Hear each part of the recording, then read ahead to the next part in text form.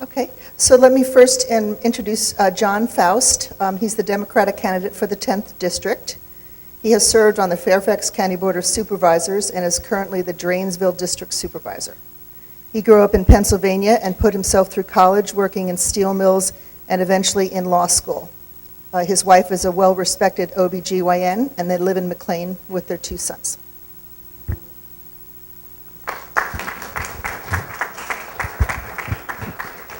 Thank you so much.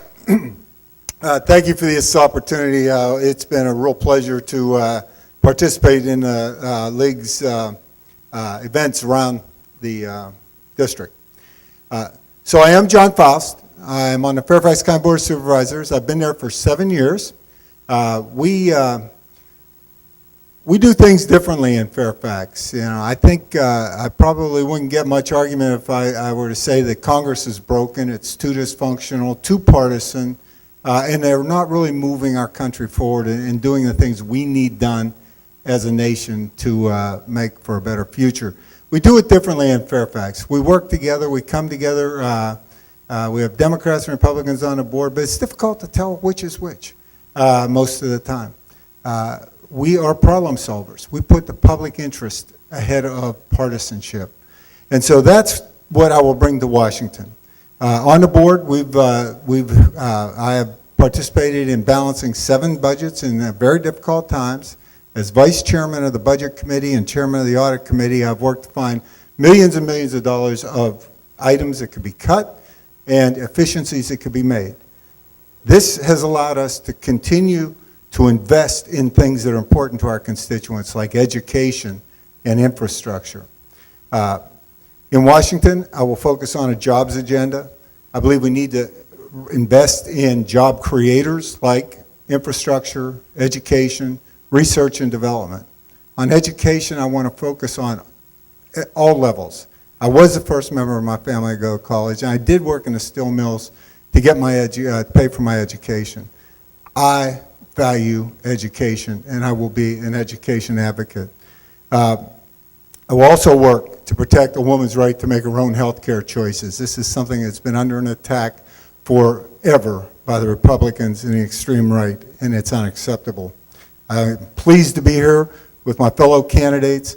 I'm disappointed that once again, the Republican candidate, Barbara Comstock, has decided to hide from you and hide from the press and not participate in these events. Thank you very much. Look forward to your questions.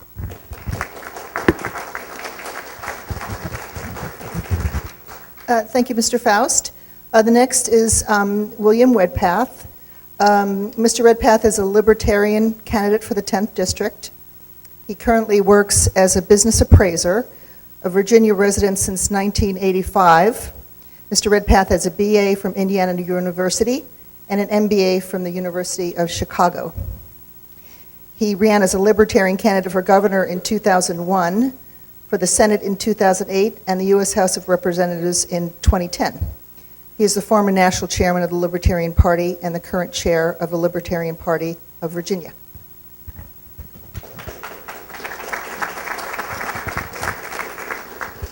Thank you. Thank you very much. I am Bill Redpath, the Libertarian candidate for U.S. House of Representatives in the 10th Congressional District this year. I want to thank the League of Women Voters for inviting me to this debate. They have treated me much more nicely than some other organizations in Northern Virginia. Specifically, the Fairfax County Chamber of Commerce excluded me from their debate September 3rd, as they did Diane Blay and Brad Eicholt. Same with the Loudoun County Chamber of Commerce, September 24th. And that's too bad. I think that all of the people of the 10th District deserve to hear from all of the candidates, and I think it's great that the League of Women Voters has included all of the candidates, or at least invited all of the candidates to participate in this. The Libertarian Party is the largest third party in the United States. It is a combination of conservative positions on economic issues and liberal positions on social issues. But there is one common theme, and that is we want to reduce the use of government coercion in society. Consequently, we want to reduce taxes because coercion is used to collect taxes. To do that, we have to reduce government spending, and we want to have real respect for civil liberties. And the Libertarian Party is making great strides here in Virginia in particular, with Robert Sarvis, our candidate for governor last year, turned right around, is running for U.S. Senate this year. We have 7 candidates for U.S. House of Representatives. I am one of them. That is a record for the Libertarian Party of Virginia. The Libertarian Party, in 6 of the last 7 U.S. House elections, has earned over 1 million votes nationwide for U.S. House of Representatives. And the last minor party to do that, they have to go all the way back to 1925 before this 6 out of 7 streak. Additionally, top of ticket in midterm elections, other than the Republicans and Democrats, no party in the history of this nation during a midterm election has earned over 1.5 million votes for top of ticket, which is governor, if there's a governor's election, U.S. Senate if there's not, mayor in D.C., 5 states where there are no U.S. Senate or governor elections this year, and we have candidates for 37 of 51 of those elections.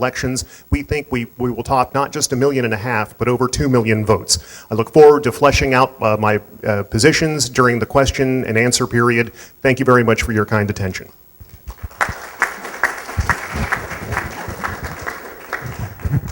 Thank you, Mr. Redpath. Next is Diane Bay. She is the independent Green Party candidate for the 10th District. She was a 2011 independent candidate for District 40 of the Virginia House of Delegates.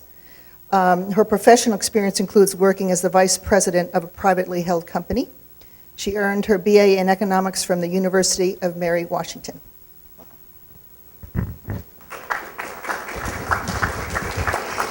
Hi, I'm Diane Blay of the Independent Green Party. And the Independent Green Party's website is entitled votejoinrun.us. And the mottos are more candidates, less apathy, more trains, less traffic, fiscally conservative, socially responsible. Green parties now exist in most countries with democratic systems. The first candidate for president of the United States of the Green Party of the United States was Ralph Nader, who has done much to promote green issues. While going through the Green Party's platform, which is gp.org, I found the following, which I would like to read. Our current economic system is gravely flawed. It is unjust and unsustainable because it is premised on endless economic growth and destruction of nature. Our government's top economic goal, increasing gross domestic product, impels us to perpetually intensify our resource use and environmental destruction. Green economic policy places value on the things which truly makes life worth living. Our health, our relationships, our communities, our environment, and building peace and justice throughout the nation and the world. We must end the colossal waste of taxpayer funds for arms and war. We must reduce our nation's federal debt and fund our environmental and social needs. We support using the tax system to bring more equality to our nation. Rising income inequality makes us poor in myriad ways. More equal societies are happier, healthier, safer, and greener. I am running to do what I can to improve our country and the world. I believe that Congress should not be a life position. No one should be in Congress for more than 12 years. And I'd bring a needed, fresh perspective.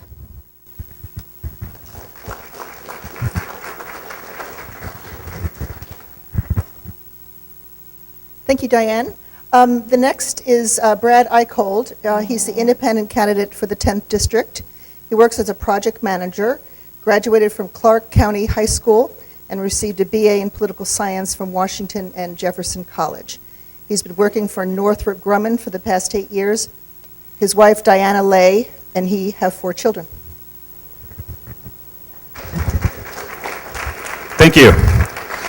At the many AARP and League of Women voter events, as well as others across the district, I have discussed my vision, why I'm in this race, and the issues that I believe Congress should be working on right now.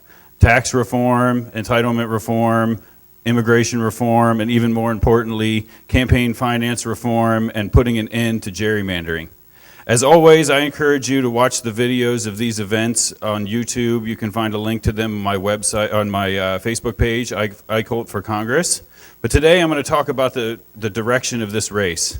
As you have all seen from the ads, this race has moved away from one of ideas, one that talks about solutions to the myriad problems facing our country today. Instead, it has devolved into just another mudfest, a race that merely tries to scare voters away from the opponent rather than attract voters on the merits of one's ideas. Well, that has not been the case with our campaign. On the contrary, from the time I was collecting signatures, a lot of which I got right here in Leesburg at the farmers market, to each of these AARP and League of Women Voters events, to the many other events where I've spoken right next to the other candidates, I consistently have folks coming up and telling me, thank you, and you were making the most sense of any of the candidates up there. That's a direct quote, by the way. It is our message of building consensus and working together to solve problems that people not only want to hear, but what they want us to put into action. So what has been the trouble with our campaign? Without the ability to raise the same amounts of money as my opponents, we simply have not been able to reach the number of voters it's going to take to win this election. But today I have a solution to that problem. Today I'm asking John Faust to withdraw from this race and give us his endorsement. I am not asking this because I think he is going to lose, although his own party seems to think so, since they have pulled the funding for an ad buy that they initially had targeted for our race. Nor am I asking based on the issues, because on many of the major issues he and I agree. Instead, I am asking because I believe that even he believes in our message. I am asking because I think he has the vision, the foresight, and the courage to understand that there is an independent movement brewing in this nation, and that by this act he can nurture this spark into a full-blown raging fire. And when the next chapters of Profiles in Courage are written, it will not be my name that is immortalized there, but instead a man who had the courage to put aside his own political aspirations to do what is best for the country. With his support, I'll skip to the end, we can win this for the American people. Thank you very much.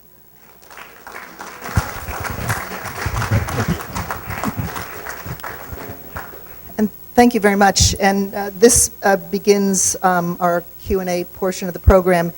And perhaps we can address the issue, starting with Mr. Faust, of whether or not a candidate should withdraw when the... Okay, that's okay. That's all right. Whether should a candidate withdraw based upon the sort of the political winds that are blowing, that kind of thing.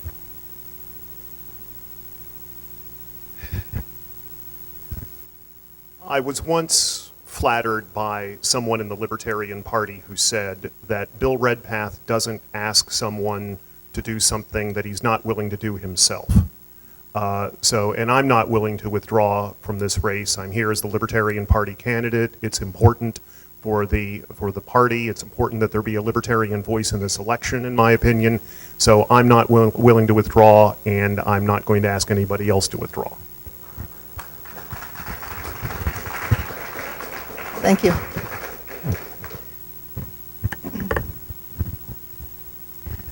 Here's a question from an audience member. This person says, this question was going to be for Barbara Comstock, but since she is not here, I ask that John Faust answer, and I also invite any other candidate who'd like to answer the question as well, following John. Doesn't signing the Grover Norquist pledge mean that even before you get to Congress, you have eliminated many possibilities for compromise, working across the aisle, and coming up with the best solution to a problem?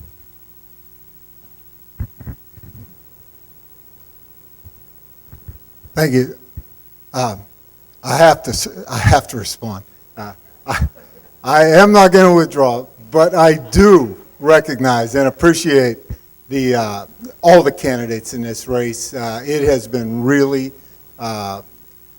interesting and an educational experience to have these debates and to have all the different views expressed. It's a really good thing, and I'm glad we have as many candidates in the race as we do. The Grover Norquist tax pledge is wrong on so many levels. For our elected official, Barbara Comstock, who we elect, and we expect her to give her loyalty and her complete efforts to us and our priorities, for her to go out and sign a pledge to a guy by the name of Grover Norquist, who happens to run an organization in Washington, D.C., and holds elected officials accountable all over this nation, That's wrong. And I'm not the only one who thinks it's wrong.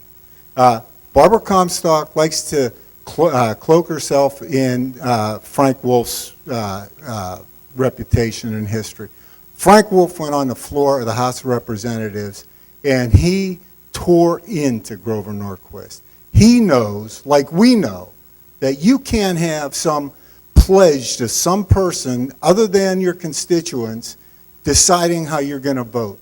And because of that pledge, Barbara Comstock voted against a bipartisan transportation bill in Northern Virginia that is a game changer and that is going to be make all the difference in terms of the congestion and the traffic problems we have in this region. But she couldn't vote for it. She couldn't vote along with the governor of her own party and many, many members of her own party who supported that bill because she pledged to Grover Norquist that she would vote against it. That's wrong. We can't have that. That's what's wrong with Congress today. Too extreme, too partisan, too many people signing pledges to Grover Norquist. Thank you.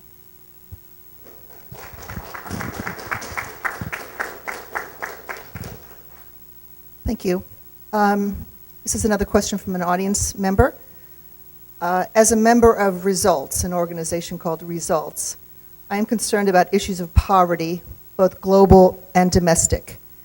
Frank Wolf has been a leader on child survival. Would you continue his legacy by protecting and increasing funding for poverty-focused programs such as girls' education, health systems, crises, and tax credits for the working poor? Sure. You want me to read it? I think we got the gist. I haven't heard of Results myself. I know Bread for the World has been very actively involved in this campaign, and those are the issues. So I just wanted to say something about the Green Party. I'm here because I think the Green Party has so many issues. I mean, we want no one to not to be able to survive, to have the basic necessities. We all should have that. The stress that it places on people is so detrimental to our society. So we don't want churches necessarily. We want to rely on churches to feed people. We want people to just know that they will have that. And if we had the wealthy, this whole this economy that we have with this huge, enormous wealth at the top, if we taxed it, we could pay. It's minimal cost to provide basic necessities for people. So I want them to have that.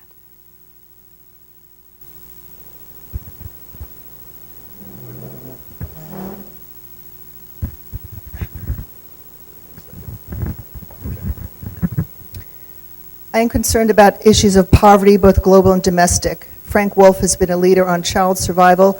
Would you continue his legacy by protecting and increasing funding for poverty-focused programs such as girls' education, health systems, and tax credits for the working poor?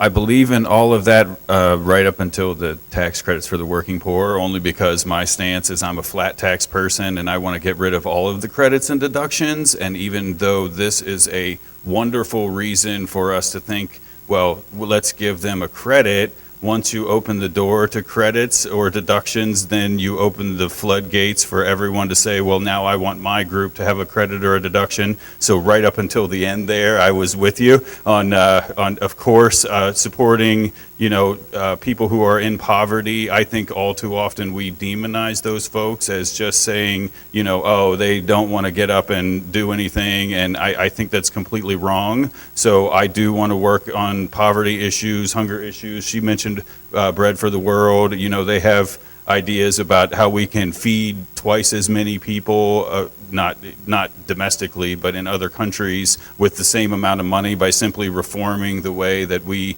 provide the food. Instead of growing the food here, buying food that we grow here, shipping it overseas, selling it over there, and then using the proceeds to benefit the local economies. We just take the same money and buy the food over there. It supports the farmers and the groups over there and puts food directly in the mouths of the people and feeds twice as many people with the same amount of money. That's the kind of issue. To me, it fits both parties great, because the Republicans would say we're using our tax dollars better, and Democrats would say we're feeding twice as many people. So those are the type of issues. When I say I want to build consensus, there's lots of areas like that where we can agree and we can actually get things done. Those are the kind of things I'll be working on. Thank you.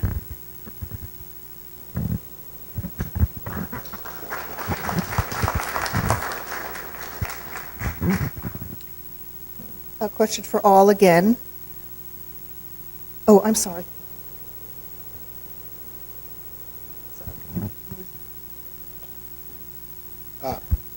Thank you. Yes, I mean, Frank Wolf does deserve a lot of credit for his work in this area. I absolutely will stay focused on those issues. I mean, poverty is something that, is reality, but it's also something we can do something about. And in particular, you mentioned the tax credits. The low-income tax credits for the working poor are one of the best, I think, programs that we have as a nation gotten behind in terms of helping to lift people out of poverty.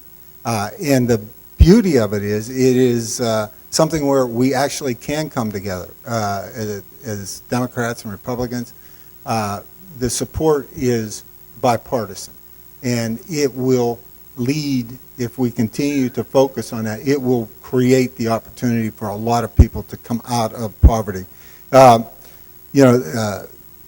We've got to deal with a Congress that has targets programs that are intended to help the most needy amongst us, like food stamps.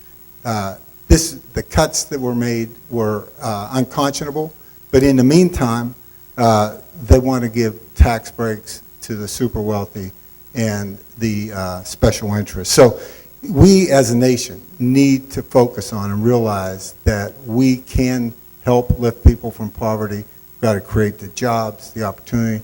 We've got to make sure they get the education they need. We can do so much better in this area, and I look forward to doing that when I get to Congress. Thank you.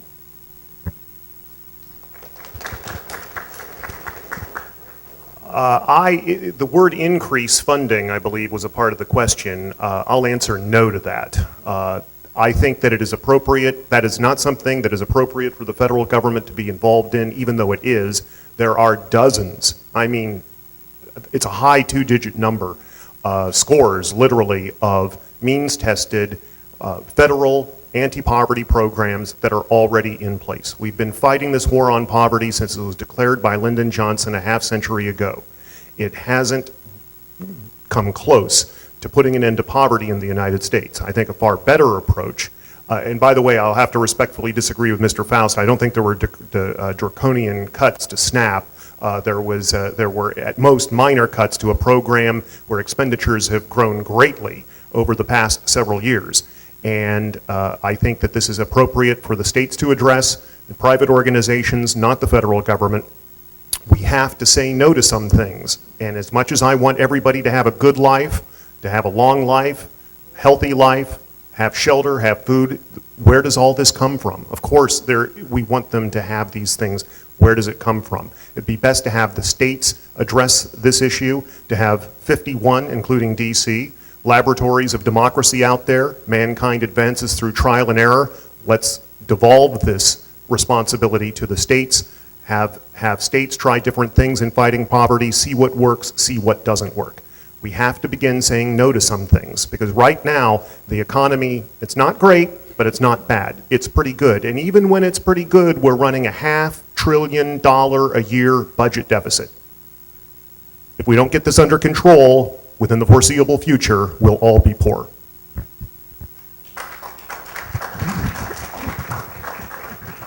Thank you. We do have a good supply of questions from the audience on these cards, but if anybody has a burning question, just raise your hand and I can call on you. What practical ideas do you have for improving productivity within the U.S. House of Representatives? 12% approval is not respectable.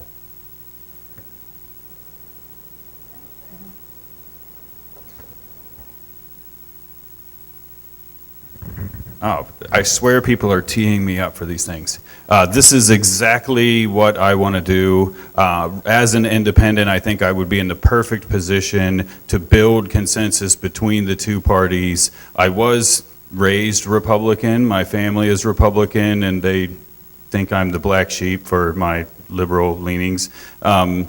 But, you know, I do have those as well, so I think I speak very eloquently to both sides. I actually understand the points of view of both of the parties. I think that's one thing that's missing in the House of Representatives these days. It seems like the two sides can't even understand why the other side believes what they do.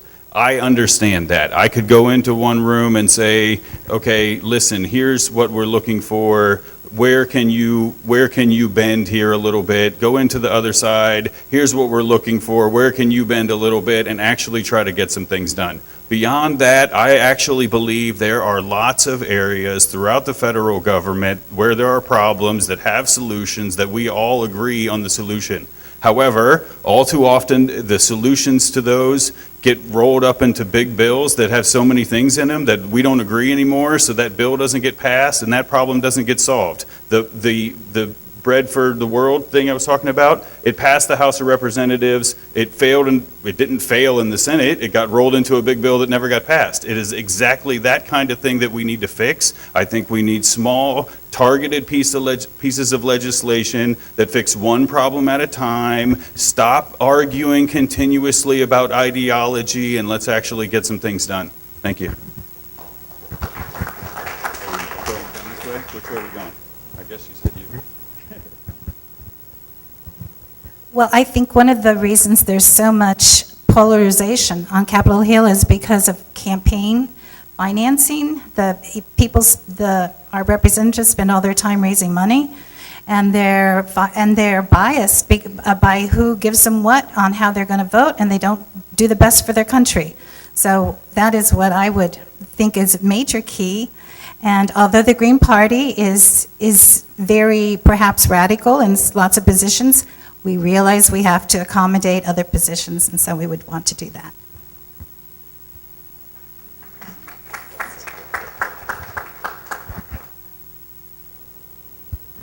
Well, it is a real shame, and it's an embarrassment, and it's disappointing that the Congress of the United States has an approval rating of 12%. That's the highest I've heard in a while, actually.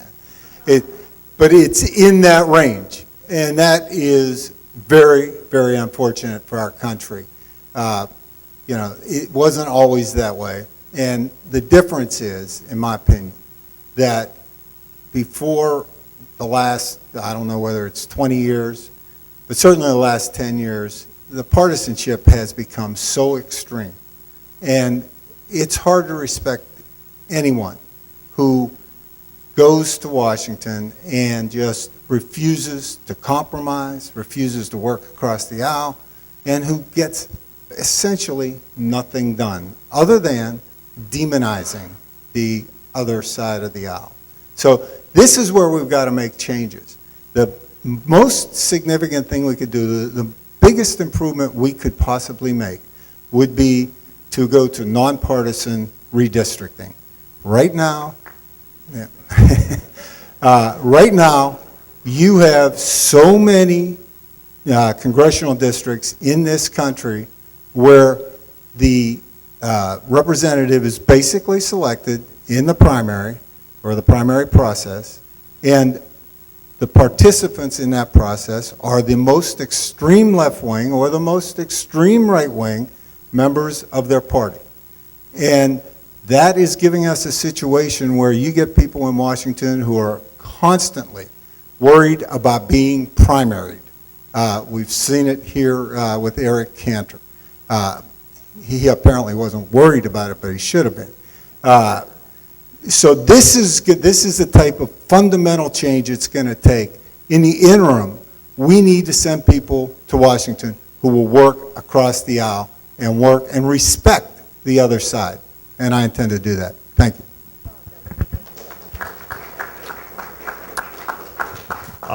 Nonpartisan gerrymandering is district drawing is a step in the right direction, but it does not go far enough. The two major parties in this nation are propped up because of our voting system. Single-member plurality voting. Single-member legislative district, person with the most votes wins. And political scientists will tell you that the natural result of that is two dominant parties, both running for the center, and I realize there are non-trivial differences, but I think largely that's true. They're both running for the center, trying to offend as few people as possible so they can win these single-member district elections. And it leads to all sorts of problems. The dysfunction on Capitol Hill is just one thing. In Virginia last year for the Virginia House of Delegates, do you know out of 100 single-member districts, does anybody in this audience know, except the people who've heard me ask this before, how many of those 100 single-member districts had only one candidate on the ballot for House of Delegates last year? One, not one challenger, one candidate. Not you, you probably heard. The answer is 45. 45. Think that's bad? In 2011, 2 years before that, it was 63. If you don't believe me, go to the State Board of Elections website, check it out for yourself. We need multi-member legislative districts to give people better choice. I'm on the board of Fair Vote, fairvote.org. There are fair representation systems for U.S. House of Representatives where there, instead of 11 single-member districts, you might have 3 districts with 4, 4, and 3, or something like that in Virginia, where you'd have more choice. You'd throw more Republicans, more Democrats into the mix, but the best idea is genuine, in my opinion, genuinerepresentation.org/Congress. I will repeat that, genuinerepresentation.org/Congress, whereas there is a plan called personally accountable representation, where you would be able to select, with more choice, select a representative who will represent you and your ideas and negotiate on your behalf. When you have representatives who are sent there to negotiate on everybody's behalf, this has worked in the real world in very difficult circumstances, and the results go to Congress, the compromises go to Congress, and they die. So genuinerepresentation.org/Congress for a truly useful, productive idea. Thank you very much.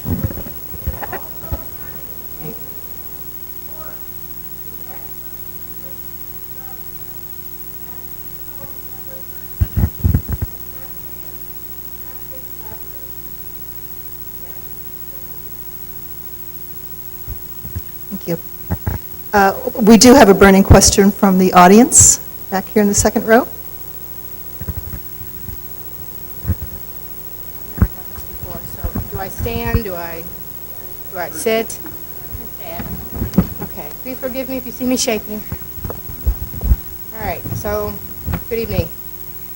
I moved from Leesburg to Round Hill last year and was shocked when we got our first water bill. It was $700 for 2 months. We had no idea our water bills would triple by moving 15 minutes down the road. We have cut back dramatically on our water usage and are still paying $100 more a month than we used to pay. Some of my neighbors have told me they pay anywhere from $250 to $500 every two months. We started a Facebook page a few weeks ago called Round Hill Community for Lower Water Rates, which now has over 174 members and growing by the week. We've already passed out almost 1,000 flyers to most of the homes in Round Hill. We've basically are planning a meeting at Bluemont Community Center on October 23rd at 6:30. Right now, we live outside of the town. We have no vote. We would like to see a reduction of rates for both in and out-of-town residents. The main reason for this request is the new construction of homes that Round Hill is growing. There's currently... Well, okay. I'm sorry. I thought I had a few minutes to give you a little bit of background. Okay, so my question is, for the communities that are struggling to pay for water and sewer because the rates are set too high, how can you help us? We're mainly looking for options. There's got to be some other options or solutions for people that are in this predicament. Right.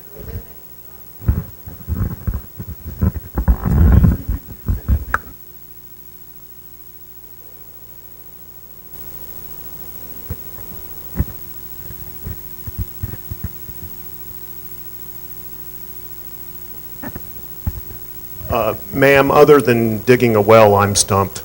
I mean, I really, I'm sorry, I'm not familiar with the situation, nor would that be a federal issue, in my opinion, so I really am sorry, I'm not familiar with the situation. I don't know enough facts to comment intelligently.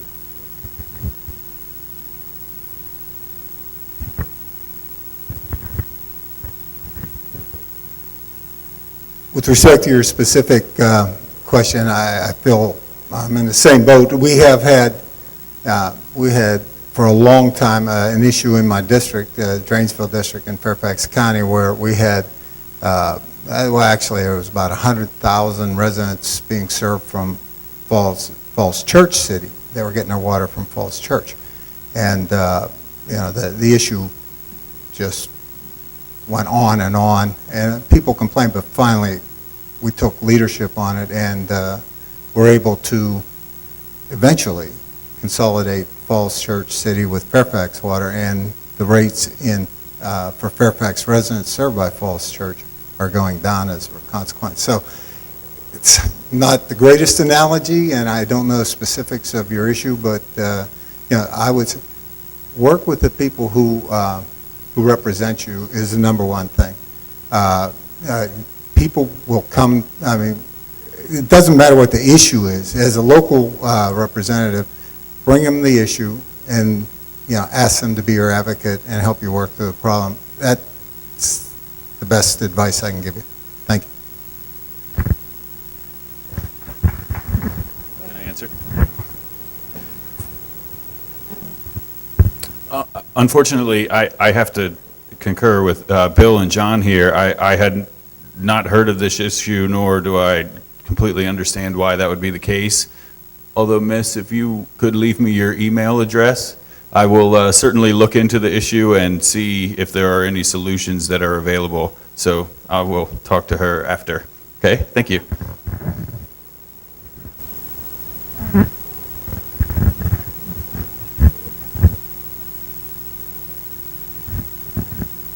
Thank you for your question.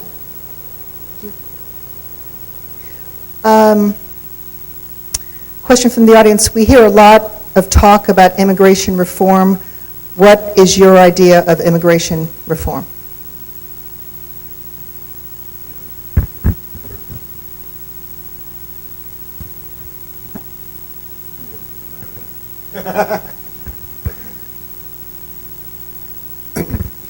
I believe in comprehensive immigration reform. I believe that the United States Senate, via a lot of compromise and coming together in a bipartisan way, passed a bill that would move our country forward and go a long way toward addressing the challenges we have with immigration.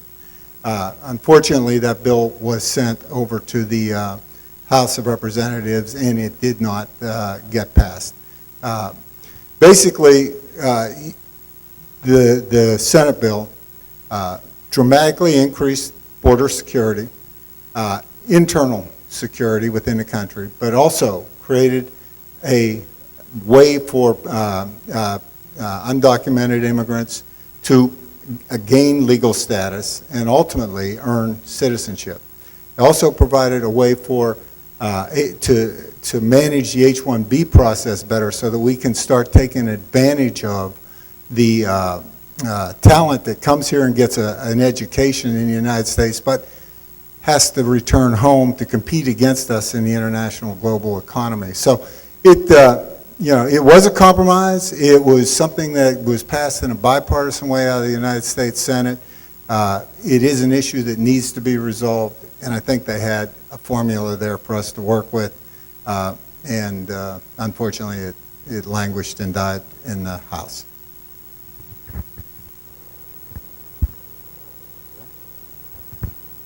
Yes, as a libertarian, I definitely support immigration reform. I think that if someone does not have a serious communicable disease, which is going to become a more important issue, it appears here in the near term, but if they don't have a serious communicable disease, if they do not have a criminal background, if they are not reasonably deemed a security threat, they ought to be able to immigrate to the United States and get a work visa, bring people up out of the shadow economy, and have a reasonable path to citizenship.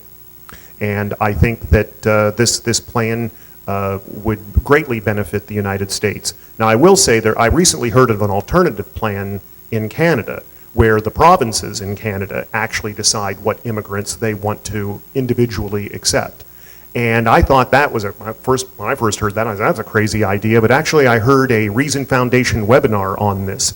It was a very interesting presentation because different provinces in Canada have different needs in terms of people. Some need higher skilled people, some need lower skilled people.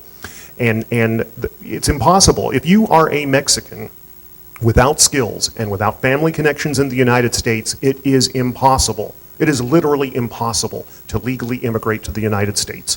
And this problem about securing the borders has to go hand in hand with legal immigration reform, because you cannot tell someone to go get in a line when there is no line. And that's why we are having problems securing the borders, because there is not a workable immigration system to address the desires and needs of people who simply want to move here, live and work peacefully, and build a better life for themselves. And that's what immigration reform needs to do. It's the right thing for those people, but it will also be the right thing for the United States. It will benefit the economy. This nation will be better off in the long run.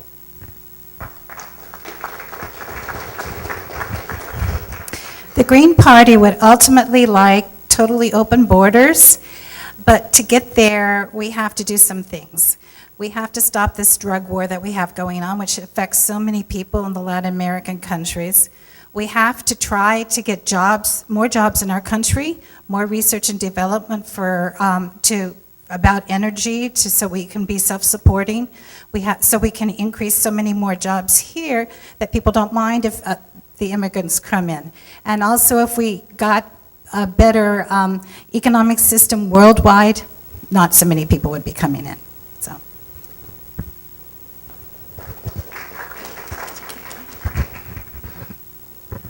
I do believe this is a problem. There's lots of situations here that need to be corrected. A lot of them were touched on here. It is an economic problem, particularly from countries coming from the South. We are not going to stem the tide of people streaming in from the South unless we do whatever we can to try to help the economies and the political systems that are in those countries so that people will stop trying to come here. Number two, we do have to secure the border. We cannot just allow people to come, for lack of a better word, sneaking across the border. It is a security risk. We, as far as we know, haven't had terrorists coming in from the southern border, but they could seemingly at any time, so we need to do that. We also need to build, almost touched on this, we need to address the quotas. There are quotas for every country around the world about how many people can immigrate into the United States. We need to look into that and try to raise some of those numbers, because like he said, for a lot of countries, there is no line for them to get in to try to immigrate to the United States. And finally, which nobody addressed, I believe in a pathway to citizenship for the 17 million people that are here. And I think a lot of people agree with that. In a recent poll, people were asked if they support a pathway to citizenship, and 53% of people said yes. That is not an overwhelming number. However, when a pathway to citizenship was explained to mean that the people would pay a fine, they would pay all their back taxes, they would pass a security background check, and they would wait some period of time, that number went up to 72%.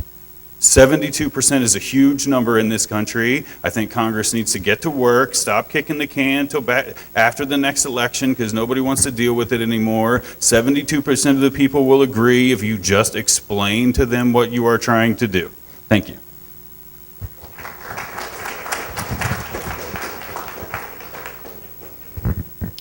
Thank you. I'm going to continue with questions that have been submitted from the audience, unless someone would like to speak a question. Yes? I think I have a pretty good idea about the nation party, but I'm very happy to see the other representatives who I think have added a great deal of information as well as integrity to the entire process. My question is, in the present-day Congress of the United States, which congressman or senator do you think best reflects your views?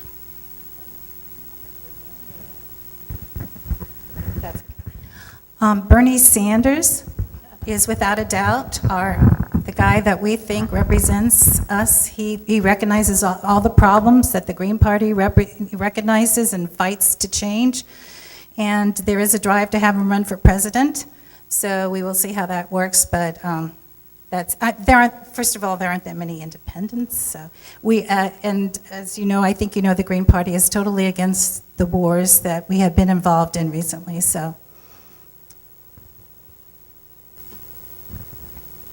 In the current Congress, I'd have to say Justin Amash. I believe that's how his last name is pronounced, from Michigan. He's a Republican congressman from Michigan.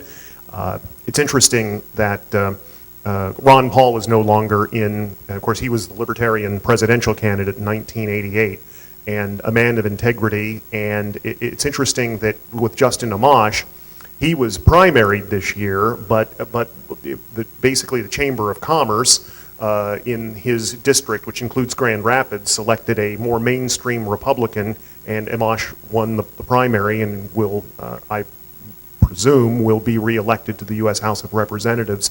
But I think he's a man of integrity. It's interesting. I say, how can Congress change? Well, it's up to the individuals in Congress to change Congress. I remember one story I was told by somebody on Ron Paul's staff when he was in the U.S. House of Representatives. He says the lobbyists just eventually stopped coming past the office because they knew they were going to be talking with Ron Paul when they got there. So they just stopped coming by. They weren't going to waste their time.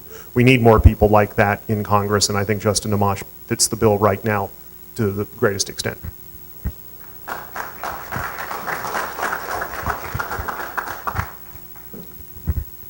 Yeah, I believe that we have two very good United States senators in Tim Kaine and Mark Warner. I'm proud to have both their endorsements. I particularly like the way Mark Warner has taken a bipartisan approach to his service in the United States Senate. I like, someone who's new, but I think has brought a really fresh approach, and that is a congressman from Maryland by the name of John Delaney. John has, he definitely left his partisanship at the door.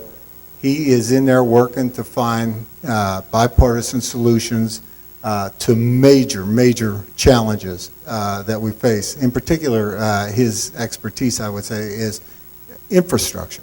And he's gotten Democrats and Republicans to come together as a freshman. So I respect that, and all three of them are good. So I'm not sure which one stands above the other, but they're all good. Thank you.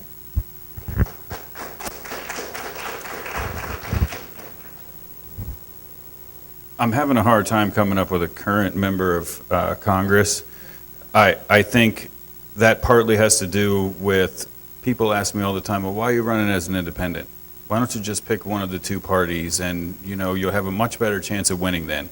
And I say, if one of the two parties was to decide that they were no longer going to back candidates who ran the type of campaigns that we see all the time, including in this race, where you just bash the other person into submission and don't talk about yourself or your ideas. All you do is talk about being a right-winger or saying that John Faust hates women or something. It's ridiculous, okay? Both of those are completely ridiculous. He doesn't hate women any more than Barbara Comstock thinks that immigrants are FedEx packages. It's just all stupid. So if one of the two parties was to say that they were no longer going to support that kind of campaign, then I would get behind one of the two parties. To answer your question, I would say there's two people. It would be candidate Barack Obama and candidate George W. Bush. I know that sounds crazy, but I voted for George W. Bush in 2000 because he came in saying he was going to do that. He was going to change the way politics works. We're going to go out there and we're going to, build consensus, and that's what he was saying. You can go back to 2000 in the first race, and that's what he was saying. And I thought, whoa, here's the guy. Let's end partisanship. Let's get things done. That's what he was going to do. And Barack Obama said the same thing. He brought in people who no longer voted, who were out of the political process. He won in a landslide because the two-party bases split, and he brought home the people who don't vote anymore. So where's that guy? I think he let the Democratic Party just take over again. I can't speak for what George W. Bush did. That's a whole nother story. I don't have time for that. I'm on the stop signal, so thank you.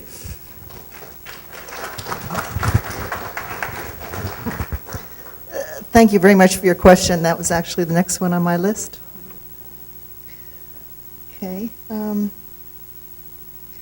This is a wide open question, but we haven't had one on foreign policy yet.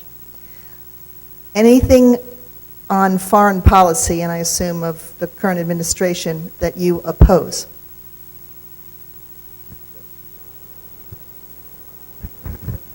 Yes. It's time for Congress to take back the war power. The founders correctly decided that declaring war should be a committee decision. It should not be put in the hands of a single person. It's that simple. So I am opposed to the bombing of ISIS, a despicable group. Wouldn't want to be living over there by any means. But if we're going to do it, it needs to be through an act of Congress. The president should only respond to protect the United States and the people and property in it when it is not possible to get a declaration of war from Congress. Otherwise, he needs to be responsible. Enough of the imperial presidency on foreign policy issues needs to go to Congress for decisions like this to be made. So I'm opposed to all of these unilateral actions where President Obama says he thinks he has the authority. I don't know where that comes from. It doesn't come from the U.S. Constitution, I'll tell you that much. Well, Malala, who just she won the Nobel Peace Prize, is sharing it, said, I don't want the drones, don't send drones, send books. She wants education. I think we've totally gone in the wrong direction on our foreign policy.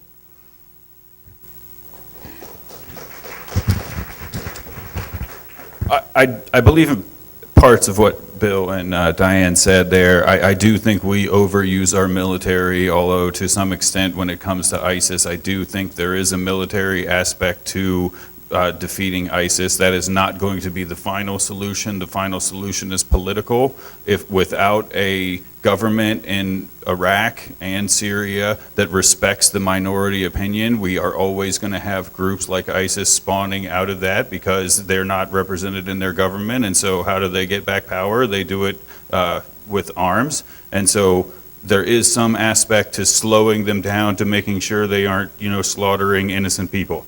When it comes to one thing that we have long done, and it is not going to sound popular, I think, but our endless support for Israel bombing the Palestinians and killing civilians is just wrong. There's no other way around it. I understand they are trying to defend themselves. I understand they are having missiles launched into their country. However, if the long-term goal is to have missiles, have them stop firing missiles into your country, the solution to that problem is not going to be killing innocent civilians. That might work right now, but you are only creating more people who want to launch missiles into your country. It's never going to work that way. And for us to continuously block resolutions in the UN that when all of the other countries in the world would like to condemn them, but we're blocking it because our politicians think that you're not allowed to say anything bad against Israel, to me, that's wrong. It's been wrong for a long time. Thank you.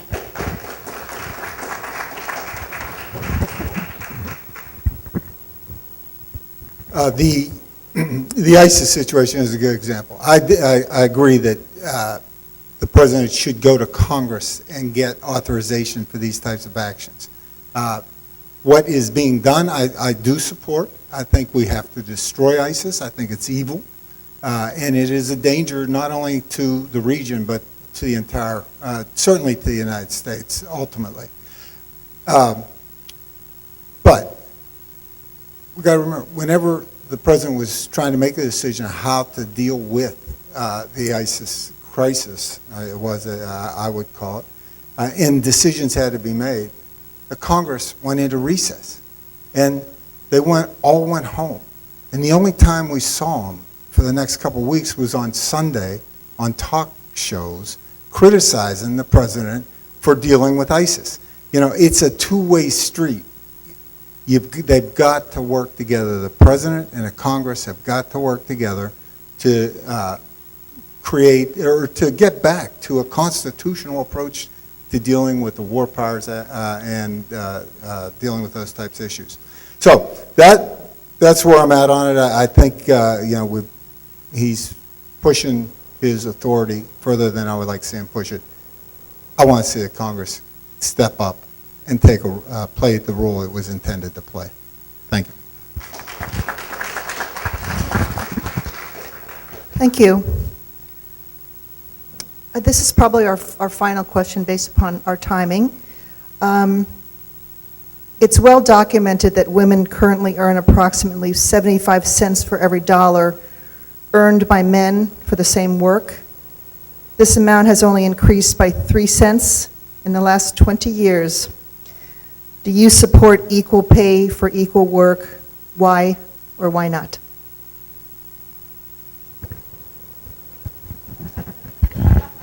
Yes, of course.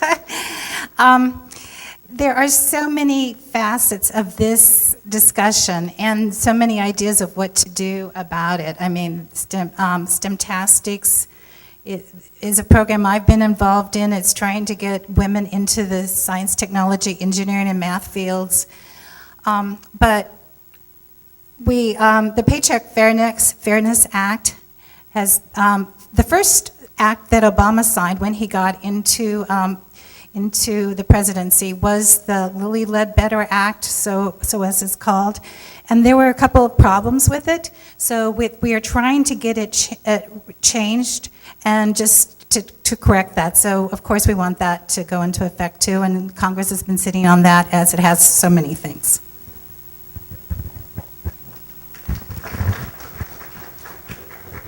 Well, I do support equal pay for equal work. However, I would be wary of a new law trying to solve that problem. I think all too often we try to legislate solutions to problems and we end up causing more problems down the road. In this case, I would have a concern about how you implement such a law. What would it now require from every business, large and small, to assure that a woman is getting paid what a man would get paid for the same amount of work? Now we're defining an awful lot about what that job is and how you do it. It is already illegal to discriminate against women. So if you are able to find that you are not getting paid the same as a man, then I think you should already be able to sue for that. I do think there is one problem with that. If I remember correctly, there is some tiny statute of limitations for bringing up such a suit, so you have to bring the suit within, some small amount of time or when it started happening or something. No matter what, I can't remember exactly the details, but there is a small issue with being able to bring suit for such a thing. If we can fix that, I would fix that, but right now I don't think we should write any more laws about it. Thank you.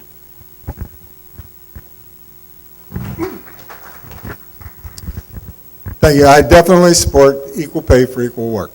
The Paycheck Fairness Act, it is the law that the equal pay. But enforcing that law is extraordinarily difficult because employers don't share information about how much someone is getting paid, and they'll discriminate against you or penalize you if you pursue that question. So, we need to just create an equal playing field where employees can actually talk amongst themselves about what they're being paid. If it is demonstrated that a man is being paid more than a woman for the same equal work, then that woman should know that, and she should be able to enforce her right to equal pay. So it's that simple. there's nothing more fundamental than treating people equally, eliminating discrimination everywhere, especially in the workforce. And so I do support it. And I do want you to know, since, Barbara Comstock has not appeared and will not appear in these types of forums, what she has said about equal pay for equal work. She said, equal pay for equal work is a left-wing agenda. Yeah, I mean, think about that. She also said that real women, that's her quote, real women don't care about equal pay for equal work. So these are the types of reasons why you don't see Barbara Comstock at these events. She cannot defend her record, and she's trying to confuse everyone. Thank you.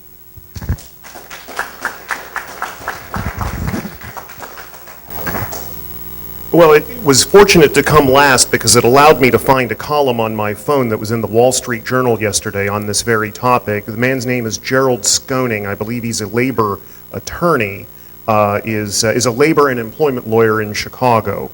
And he writes in his Wall Street Journal column here, let me go back to the point here. As a campaign issue, demands for pay equity are beside the point. Equal pay for women has been the law of the land for more than a half-century.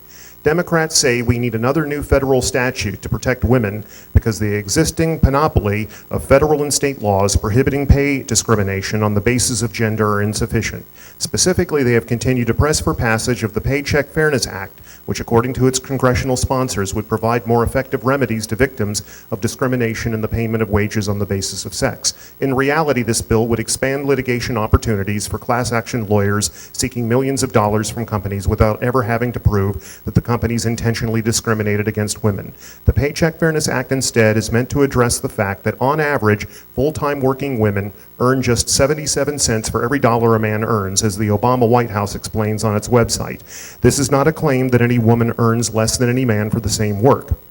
Pay, quote, disparities, unquote, between men and women generally reflect other factors such as interrupting a career to raise children, the types of jobs men and women on average choose, the type of education they have, sociology versus engineering, etc. Since 1963, it has been unlawful under the Federal Pay Act for an employer to pay a female employee less than a male employee for equal work. Sex discrimination in wages is also prohibited by Title VII of the Civil Rights Act of 1964. For employers of federal contractors and subcontractors, Executive Order 11,246 prohibits gender pay-based discrimination. Finally, 46 states have anti-discrimination statutes mandating equal pay for equal work. While the enforcement schemes of these laws vary from state to state, the remedies those statutes provide are comparable to those available under federal laws.